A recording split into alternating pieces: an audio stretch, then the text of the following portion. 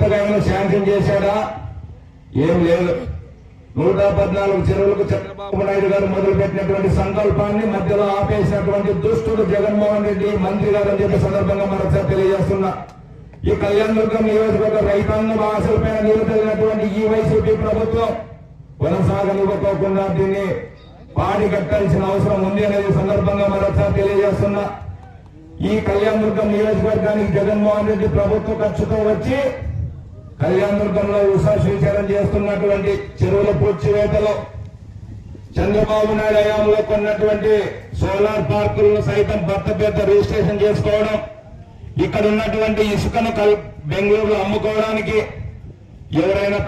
ఎవరైనా ప్రశ్నిస్తే వాళ్ళపైన కేసులు పెట్టిన దానికి సమర్థించి వెళ్ళాడు జగన్మోహన్ రెడ్డి. కానీ ఇంకోటి కాదు అనేది సందర్భంగా మీరు ఆలోచన చేయాలి. ఇవన్నీ ఎలా సాధ్యం కాదో బెంగళూరుకి తరిమేకి కళ్యాణదుర్గం నియోజకవర్గంలో ప్రజలంతా రెడీగా ఉన్నారు. ఇది తెలుగుదేశం పార్టీ భూస్థాపితం చేయబోతుంది వైసీపీ పార్టీని ఉషమ్మనని ఆలోచన చేసి ఆమెను ట్రాన్స్ఫర్ చేశాడు పెనుగొండకు. ఇక్కడికి మళ్ళీ రంగాన్ని తెచ్చారు. ప్రతి 5 సంవత్సరాలకోసారి ఒక్కొక్కరిని మార్చుకుంటూ పోయే కార్యక్రమాన్ని వైసీపీ ప్రభుత్వం చేస్తా ఉంది.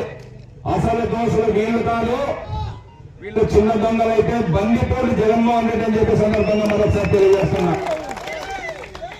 ఆయన వీళ్ళని ఇక్కడ పెట్టి 175 నియోజకవర్గాల్లో ప్రతినిధులుగా పెట్టి వాటా తీసుకుంటే తాడేపల్లి ప్యాలెస్ మార్చాల్సిందని వీళ్ళని కాదు జగన్మోహన్ రెడ్డిని మనం మార్చాలని ఈ సందర్భంగా మరొకసారి తెలియజేస్తున్నా. ఎందుకంటే చంద్రబాబు నాయుడు గారికి ముఖ్యమంత్రి కొత్త కాదు. చంద్రబాబు నాయుడు గారు లేకపోతే మన భవిష్యత్తు ఉండదనేది మనమంతా ఒక్కసారి ఆలోచన చేసుకోవాలి. చంద్రబాబు నాయుడు గారు అధికారంలో ఉంటే రోజుకు 18 గంటలు కష్టంతో పాటు ప్రభుత్వానికి వచ్చిన సంపద మన ఇళ్ళకి వస్తుంది. జగన్మోహన్ రెడ్డి ప్రభుత్వంలో ఉంటే మన ఇంటి సంపద తాడేపల్లి ప్యాలెస్కి వెళ్తుంది అనేది గుర్తు పెట్టుకోవాలని సందర్భంగా మరొకసారి తెలియజేస్తున్నా. ఇప్పుడు కొత్తగా మన తాతలు మన తండ్రులు సంపాదించినటువంటి భూముల పైన ఈ రంగుల పిచ్చోడి ఫోటో వస్తుంది. మన తాత ఫోటో మన నాన్న ఫోటో ఉంటే అభ్యంతరం లేదు, కానీ వీరి ఫోటో ఏంది అనేది మనం ఒక్కసారి ఆలోచన చేసుకోవాలని సందర్భంగా తెలియజేస్తున్నా. ఈ రోజు రాష్ట్రాన్ని ప్రభుత్వ భూములు లోటు చేసేది అయిపోయింది.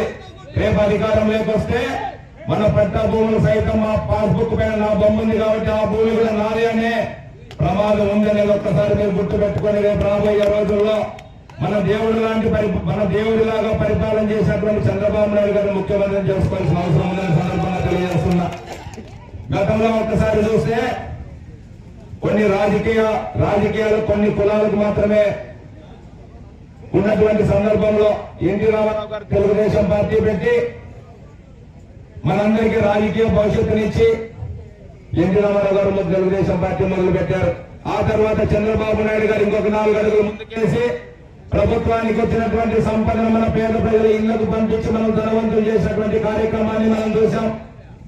ఆ విధంగా చంద్రబాబు నాయుడు గారిని మనం అధికారంలో తెచ్చుకుంటే మన భవిష్యత్తు, పిల్లల భవిష్యత్తు, మన నియోజకవర్గ భవిష్యత్తు బాగుంటుందని సందర్భంగా మరొకసారి తెలియజేస్తున్నా.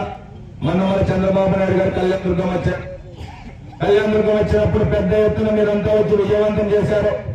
కళ్యాణదుర్గం నియోజకవర్గానికి కావాల్సిన సమస్యలన్నీ మీ అందరి సమస్య చంద్రబాబు నాయుడు గారిని మీ ప్రతినిధిగా, మీ కుటుంబ సభ్యునిగా నేను అడగడం జరిగిందనేది మరొకసారి సందర్భంగా తెలియజేస్తున్నా.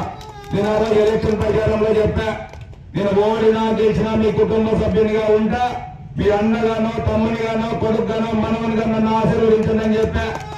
ఓడిపోయిన మరుసటి రోజు పొద్దున్నే ఇక్కడే మన ఎన్టీ రామారావు విగ్రహాన్ని వైసీపీ దున్నకు తగలబెడితే మొట్టమొదటి రోజు వైసీపీ ప్రభుత్వం పైన ఇక్కడి నుంచే మనం పోరాటం మొదలుపెట్టినటువంటి సందర్భాన్ని మీకు మరొకసారి గుర్తు చేస్తున్నా, సందర్భంగా తెలియజేస్తున్నా. ఆ రోజు నుంచి ఈ రోజు వరకు 4 సంవత్సరాల 9 నెలల కాలంలో ఎన్ని కేసులు పెట్టినా, ఎన్ని